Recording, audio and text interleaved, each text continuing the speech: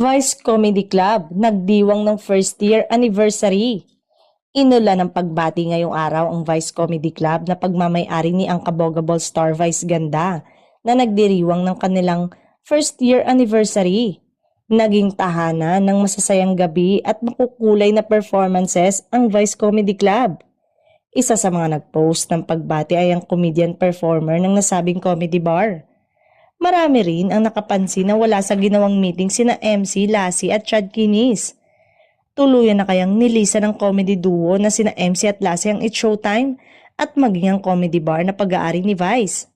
Ilang linggo na kasing hindi napapanood ang dalawang komedyante sa Kapamilya Noontime Show kung saan naging regular host sila mula noong 2024. Hindi na rin nagpa-perform ang dalawa sa Vice Comedy Club, maging sa selebrasyon ng anibersaryo ay no-show rin ang dalawa. Sina MC at Lassie ay kasama sa list ng regular performer sa Comedy Club at may katungkulan din dito si MC. Kaya naman malaking katanungan ito sa madlang people.